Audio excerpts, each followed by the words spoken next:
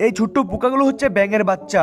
এই ব্যাঙের বাচ্চাগুলো চায়নাতে চাষ করা হয়, আর এই ব্যাঙের চাষ চায়নাতে অধিক পরিমাণ বেড়ে গেছে, কারণ তারা ব্যাঙ দিয়ে এমন কিছু করে যেটি থেকে তারা লক্ষ লক্ষ টাকা আয় করে থাকে। হ্যাঁ বন্ধুরা, আপনি ঠিকই শুনেছেন। প্রথমে এই চায়নার শ্রমিকগুলো অধিক পরিমাণ খাবার দিয়ে ব্যাঙগুলোকে লালন পালন করে থাকে। একটা ব্যাঙ যখন প্রাপ্তবয়স্ক হয়ে যায়, মানে যখন ব্যাঙটি মোটা তাজা হয়, তারপর এই ধরনের ব্যাঙগুলো দিয়ে করা হয় আসল কাজ। কিন্তু কি করা হয়, চলো সেটি দেখার আগে তুমি যদি ওই ছবিটিকে সুন্দর মনে করো, তাহলে ভিডিওটিতে লাইক করে চ্যানেলটিকে সাবস্ক্রাইব করে দিবে। আমি জানি খুব কম মানুষই আছে এই ছবিটিকে লাইক করবে। ওকে বন্ধুরা, তারপর হাজার হাজার ব্যাংক থেকে মোটা তাজা ব্যাংকগুলোকে আলাদা করে নেয়, আর এগুলোকে ভালো করে পরিষ্কার করে বাজারে অনেক দামে বিক্রি করা হয়। আসলে বন্ধুরা, চায়নার এই লোকেরা ব্যাংক খেতে অনেক পছন্দ করে, তাই চায়নাতে ব্যাঙের চাহিদা দিন দিন বেড়েই চলেছে। আর এই ব্যাঙের সুস্বাদু রান্না বড় বড় রেস্টুরেন্টে অনেক দামে বিক্রি করা হয়।